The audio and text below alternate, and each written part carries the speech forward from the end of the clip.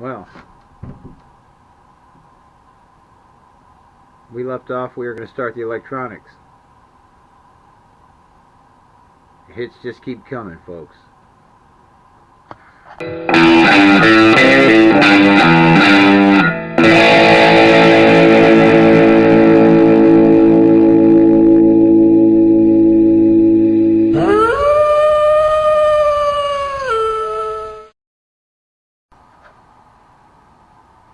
Well, we did start the electronics.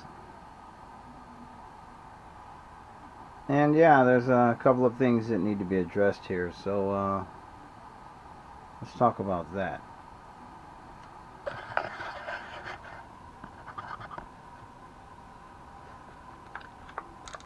First, the battery compartment size here. It's not large enough to accommodate a standard 6-cell nickel metal hydride pack. It's got a Tamiya plug on here, which most 6-cell nickel metal hydride packs have. It turns out Tamiya is recommending a LiFePO battery, lithium ferrite and phosphorus, whatever it's called, because the speed control will do a brushed motor and a brushless motor. You can see we're not using this extra lead here. That would be for their brushless motor. And this speed control will do lithium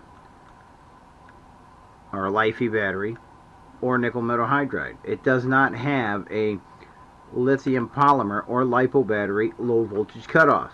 So if you're running low voltage or a LiPo battery in this speed control, you will destroy your battery, because it doesn't have the low voltage cutoff for a LiPo. But for a LiFePO, it does. And I don't own any LiFePO batteries. So yeah, let's see what we can do about that.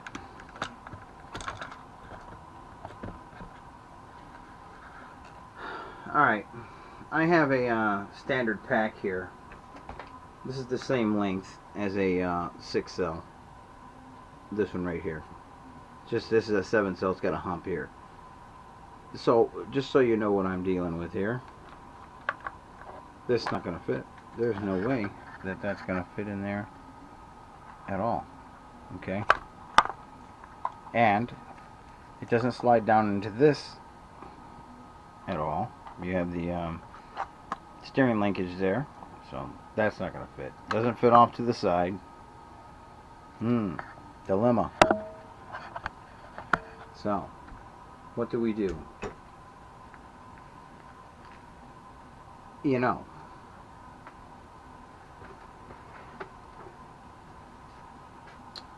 I have these 3S batteries here, and I also have these in 2S of the same size. As you can see, there's plenty of room inside that compartment for that, and other 2S batteries in that size.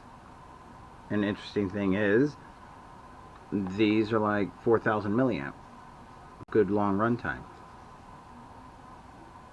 Whereas most of the LiFePO batteries, especially the Tamiya LiFePO batteries, are I think the maximum is a 1,500 milliamp.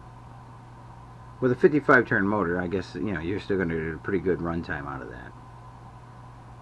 But that would involve me either installing a low voltage alarm between here and the receiver, or just changing out the speed control altogether. So anyway, I think that may be what I'm going to be doing. I don't trust the alarms, and if it's far away from you, you're not going to hear it. So if you've got a speed control that will actually have a low voltage cutoff, well, the car will just stop running and save your battery. So yeah, there we are. So maybe we'll go on to assemble the wheels for now. Oh, and guess what? I got the body back from the painter guy. You gotta check this out. Just gonna share something with you real quick, folks. This is the body.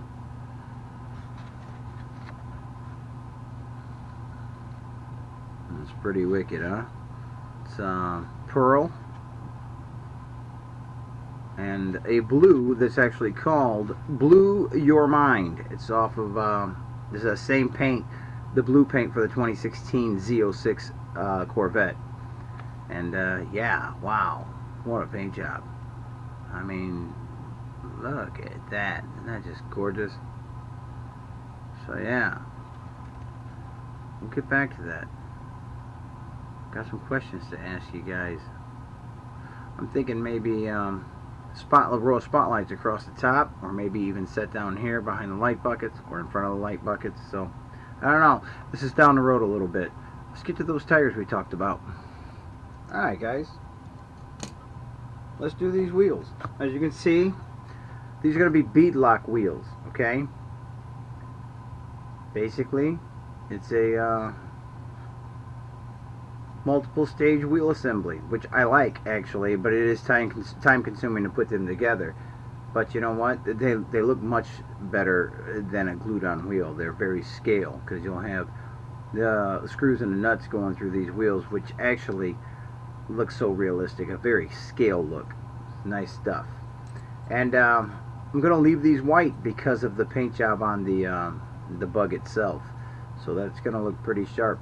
Maybe we'll highlight some of this in blue, but I don't know about that, so we'll see.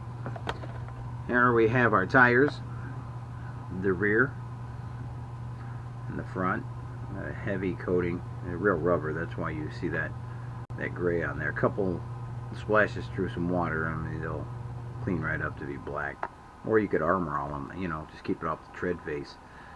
So anyway, let's get these wheels done.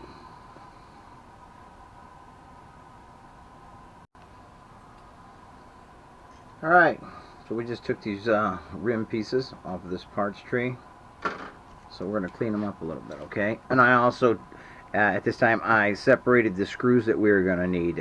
In total, we're going to need 10 for the rear, 10 for the front. They're different lengths because, as you can see, the wheels are different widths. But each wheel, all four corners, are going to have 3 pieces involved. Okay, so you have a set of rears and a set of fronts. So let's clean these up. And let's get these nibs off from the parts tree. You know, spoke about these earlier. And, this is actually one of the things I don't mind doing. You know.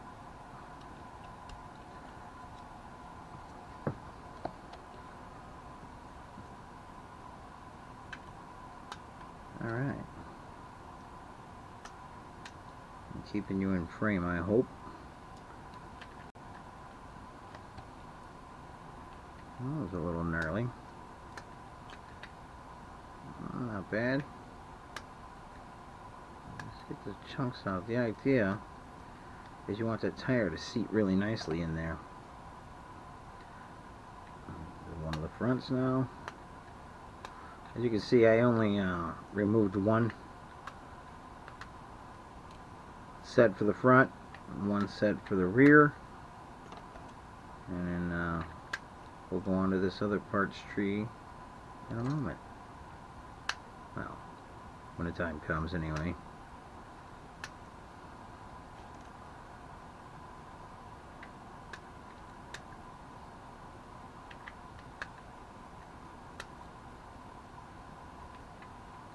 Okay. Alright, let's grab one of these gnarly rear tires. Now, I wonder if these are directional at all. Probably not. Maybe. Maybe not. Maybe they are. I'm looking to see if I see an arrow. I'm not really seeing an arrow. I'll just be mindful. I guess they're the same. Doesn't matter. Alright, let's jam this bad boy in here. Yeah, I remember these.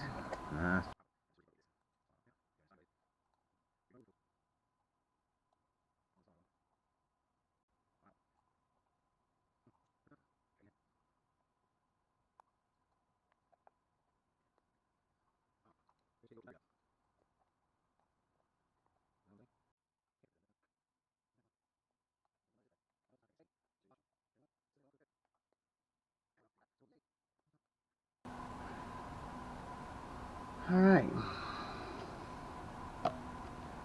So, we have this guy right here. This will be the front. You see this little hub here? See how that one's got a hole here to be accommodated by this guy right here. Just push that on. Well, these are much better than, much easier I should say, than the RC four-wheel drives. Oh boy, what a pain in the butt those were. Yeah. And so then we have our backs, and you'll see that in the back here,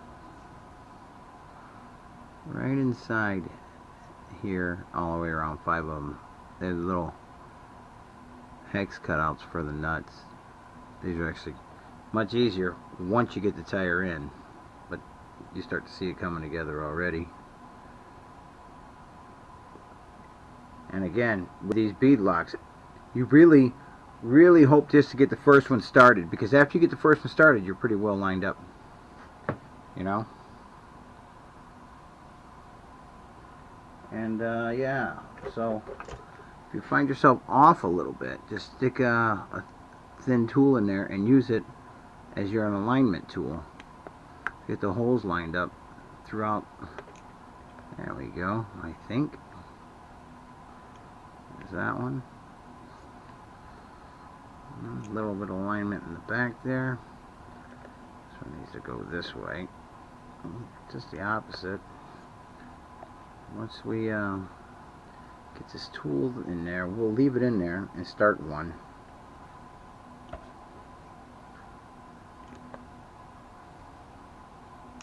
You know what I'm saying? There we go. Just like that. See that tool in there? Now, I think at this point, we should be able to drop one of these guys down inside. Never say never. And what's the other one? Don't count your hens until they're hatched. You know, something along those lines. And also, I wasn't sure if this is going to be the screwdriver that we're going to use, but if I need to get a smaller one, I will do that very thing, because you know, you get 20 screws total to do. I don't want to sit here all day long dealing with this.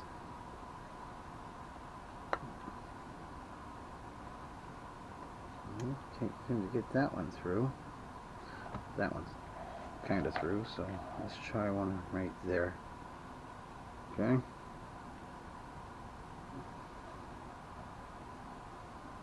Put a little pressure on this.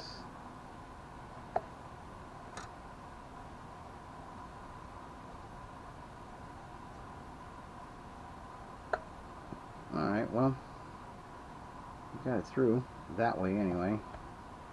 And with a 5-star rim, you kind of want to go every other one, you know.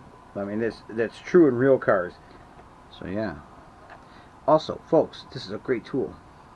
When you're dealing with little screws, let me grab one of these here. When you're dealing with little screws like this, or nuts, I should say. Now, hopefully you can see that right there. These little guys here. They actually sit back here. It's nice to have a telescoping magnet, because there's no better hand out there than this magnet guy here. You know, I like to keep 3 or 4 of these hanging on my toolbox over there. So, you know, hey, they're worth their weight in gold. Once you get it in there, you can just slide it off to the side, and let me show you how this works. Instead of me telling you, you have your nut there, okay? You have your screw there, inside there. Take this, push this down into the nut seat there. Take your screwdriver,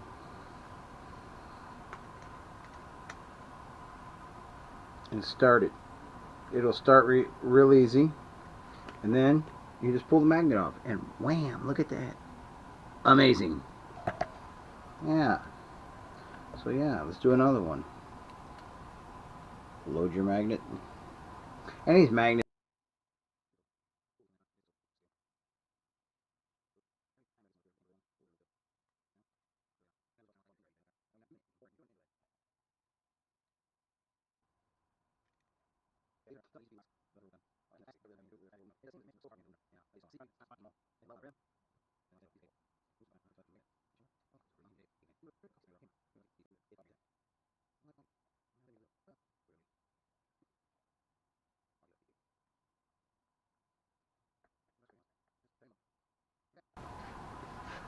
There is a really cool.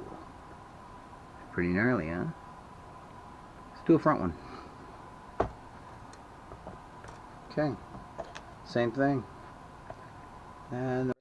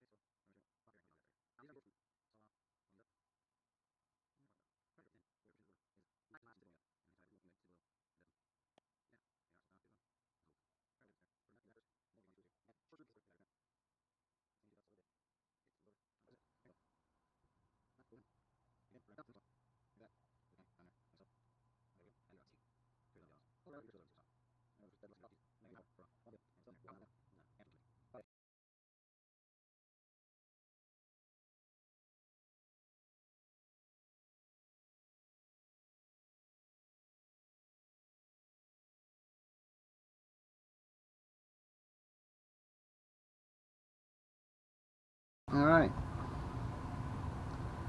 There's another beadlock wheel. It's all done. I must say that. And it's so sealed that there's no foam in these tires, by the way. They are literally air filled because they're so locked into that bead, just like this guy. I mean, really, that is wicked awesome. Okay, I'm gonna do these other two wheels off camera, but I'll be right back. Alright folks, I'm back. Got the other two tires done, and now we're ready to put them on the car. Real quick, the front ones are actually going to go on via a set of bearings. Two bearings on each side. One bearing will fit in the back side of the rim, and the other bearing will fit in the front. See that? And the back. Let's get the bearings seated. Let's get you in the frame there, or I should stay in the frame. Sorry, I'm all new to this being an actor, director, script writer, and I'm hoping it gets easier. But anyway, there. Okay, we got those done. Now the rear, like a typical RC car, is going to use these little pins right there. One for each wheel. But this hunk of alloy here is going to seat inside like so. Can you see that? This pin is going to go through that axle over there. Well, we're going to go through it, so you'll see. So you see these series of notches on the back. Well, they actually interlock into this rear wheel right there. You see, it just locks into place. So when this goes onto the pin and you put your screw or your nut in, your 7mm nut, that actually sandwiches it together. Yeah, I think I actually like that. So let's do it. We're going to get back to these electronics in a little bit.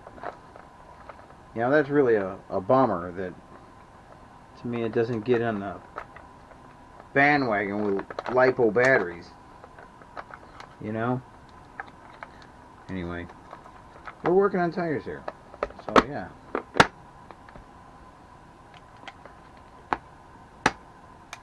Cam lock 1.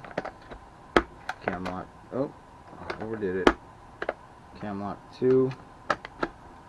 Cam lock 3. And cam lock 4. At least they're out of the way now.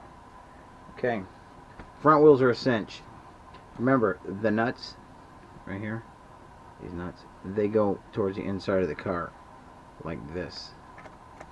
So you basically want the screw heads, there we go, Oh yeah, look how pretty that is. Alright, so let's go ahead and jump. I'll get you in the frame here, so let me raise this up a bit so you can stay with me here. 7mm. Stick it in there like so. And these are lock nuts, so you know, every time you change these tires, the nylon in these lock nuts just get a little weaker, so it's always nice to have some extras hanging around, you know. That's just something I learned over the years. You don't get many uses out of these.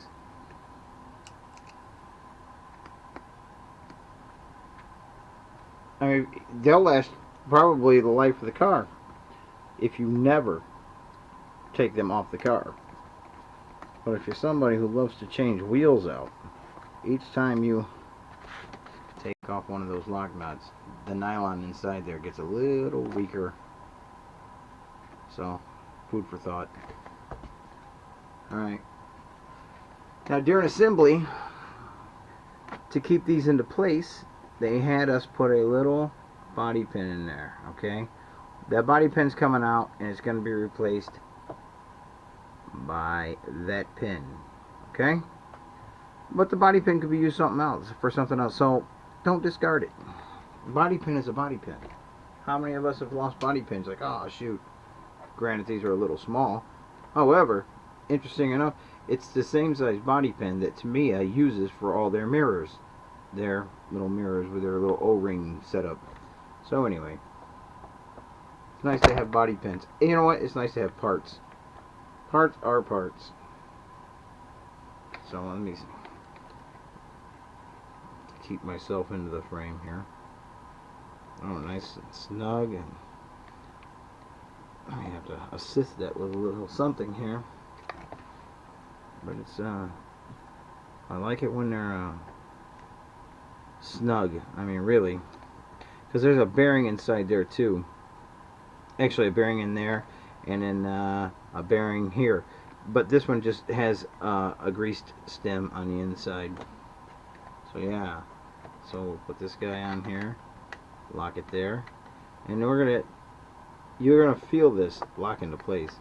And there it is. It's locked into place. So now grab this guy, grab one of these. I guess I thought I was going to do that with one hand. I'm wrong. See? Getting cocky.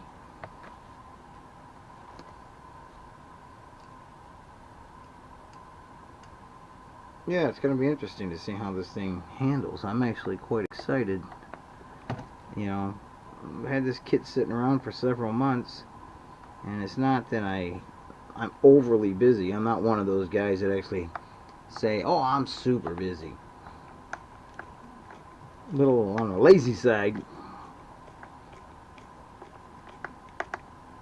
Not overly busy. Oh yeah. Sweet. Oh, you hear that 55 turn torque monster? So yeah.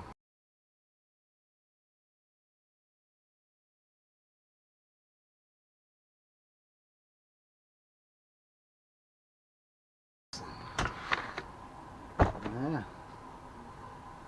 Now we're starting to become a car. It's pretty amazing how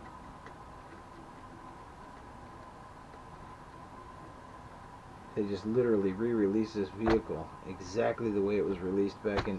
By the way, I figured out it was 1979. Yeah, then not much has changed. Yeah, so there you are. Pretty cool, I must say. Kind of nice. You know what? Hey, let's have a sneak peek of it sitting on the body, sitting on the chassis. Where'd that come from? Oh yeah, kind of pretty. But yeah, so I mean, what little boy wouldn't love this car, you know? Really. So yeah, I think that just about does it today, folks. our next video, we are going to cover these electronics and start putting all the hardware on this body so we can get it installed. Maybe some lights. I don't know. That might be a two-part series. Who knows? But we don't want to rush the body. I mean, we got it in this form. It's really fantastic. So, yeah. Thanks, folks. Cheers. Thumbs up if you liked it. Thumbs down if you didn't. Just be honest. But thanks for watching.